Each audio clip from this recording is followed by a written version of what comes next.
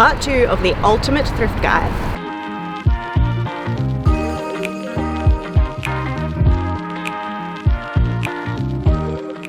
Hey guys, it is time for part 2 of the Ultimate Thrift Guide. Today we're going to be talking about DVDs, cassettes, video games, blank media, books, and some ink. So this is a sort of section that we get a lot of stuff out of.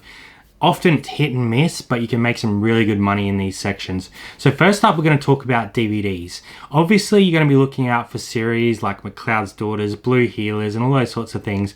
But also look out for like anime and any sort of older nostalgia. We've picked up some really good anime bundles and sold them for like $60. You can also look out for things like A Country Practice, which is going to be hard to find. But if you ever see sort of any sort of series in an op shop, give it a quick look up. They are really easy to comp.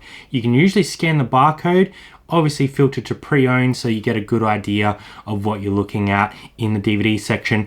Hot tip, pull them out and check that, make sure all the discs are in there and are in good condition. But there is definitely money to be made in the DVD section of a thrift store. Books. Now, before I was a reseller, I actually worked in a bookstore, so this is a really cool section for me. I like to get in there and have a look at the fiction, the non-fiction. We like to try and make sets the same as the DVDs, so we particularly enjoy picking up things like Goosebumps or the Harry Potter series, things that you can try and get a nice stack of, get your ASP up and sell as a bundle. We don't sell a heap of books in our store, but there are some other great Aussie channels out there that focus on books, so definitely give it a Google if you're looking to get into books deeply. There's something that you can pick up often for like 50 cents to $1 each if you're in the right place. Sometimes you can even get books for free, which is wicked. In the non-fiction section, when I'm looking at, say, like the cookbooks, gardening books, parenting, self-help, these change all the time, I find, for editions and also what people are looking for. So while I'm standing there in the store, I'll go onto my eBay app and I'll look up cookbook and I'll filter to pre-owned and have a look at what's sold for the highest price or above $40, so I know which titles I want to be looking out for. I did this once in the op shop in one of our videos and picked up the Gelato Messina book, which is super popular because of the store in Melbourne, and could see that this had a 100% sell-through rate, so definitely snapped that one up and sold it the next day. So this is a section where I'll stand there and I'll do my research right then and there. A little bit controversial is selling Bibles, but these can be really, really high priced if you know what you're looking for. Not all Bibles go for good money because Dymocks does sell some for, say, $10 to $20, but there are some out there that people are really looking for that have really good value. So if you see a Bible and it might be leather bound or have the gold leaf or just look good quality, definitely look it up. The information is usually in the front cover to tell you which specific edition that is, and someone might be looking for that for their collection or as a gift. My personal favourite is textbooks. These are brilliant because students are actually required to buy them, and you can get a lot of digital downloads now, so some people don't want to go into the shop and pick one up, but if they need a physical copy or they can take a physical copy into the exam, then they're probably going to order a used one off of eBay. So when I go into the textbook section, I'm doing the same thing. I'm scanning, I'm really double checking that there's not newer editions out because students will often be required to buy the brand new edition. And I'm also going on to websites like Booktopia that provide textbooks to students, and I'm looking at what people in my area need or the top selling textbooks currently, because you really need to have the latest one. We've made some absolutely fantastic money from textbooks. One of my favorites, for example, is the Style Manual. It's the 6th edition. This has been used for ages now, and it basically shows you exactly how to lay out any format. So for newspapers, journalists, they all need this book. So always keeping an eye out for that Style Manual edition 6. So don't be intimidated when you're in the op shop and you see aisles and aisles of books. We use our eBay app. We filter to pre-owned, we filter to sold, and we look at the price range that we would like to be selling in, which is usually $40 and above.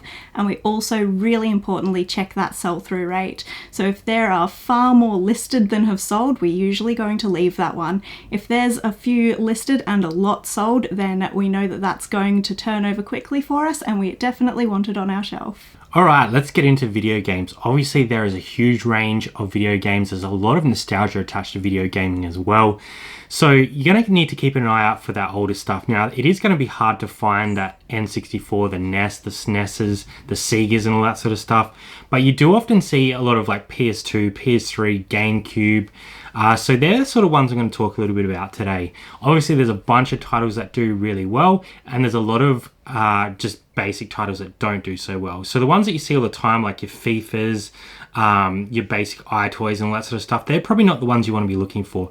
You want to be looking for the titles you don't see very often. So if you see stuff like Manhunt, Scarface in the PS2 range, if you see any GameCube stuff, look that up, because that is a very hot platform and they weren't developed as much as stuff like the PS2 and Xbox.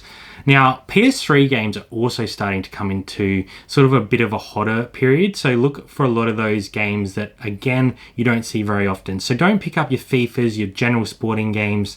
Pick up stuff that you don't see very often. Have a look. You can scan the back of the barcode to get an idea of what is selling and how much it's selling for. So definitely keep an eye out for that sort of stuff. Wii games, look for anything with sort of Mario on it, Zelda. There are a few Zelda games that don't do really well, but anything that you sort of think might pique some interest, just look it up, because you might find some great titles on there. Now, obviously consoles. Consoles are a tough one because you don't see them very often, and when you do, they usually are priced up. But if you can score something at a garage sale for cheap, like an older N64 or even PS2s can go for some good money, some Wii consoles. If you can pick them up cheap enough in a bundle, there is still some money to be made on those. So definitely have a little bit more of a hunt through the video game section next time you're in there. You'll be surprised at what some of the games are selling for at the moment. So have a look, make sure the discs are in good condition when you're in that section, and you never know, you might strike it rich. Cassette tapes. Most of them are not worth much at all, but there is some gold out there and we love digging for it. The highest that Brad and I have ever sold a cassette tape for is around $80. It was U2, and we figured out that this one was a little bit rarer by using the Giggle lens? No, we used the Google lens, taking a picture of that front cover and then searching in Google using the app.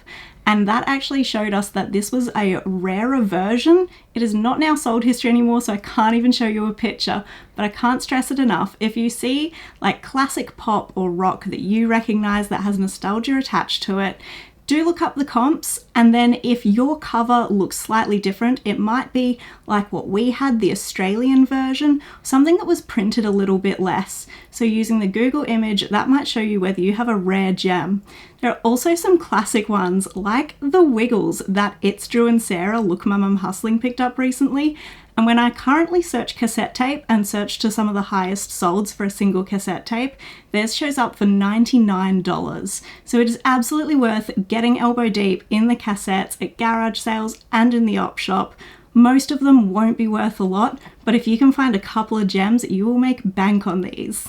All right, 2 categories left. We have ink and toner, and we also have blank media. So we've talked about ink and toner on our channel hundreds of times, and we always tell you guys there are brands that you need to be looking out for, but there's also style numbers that do better than others.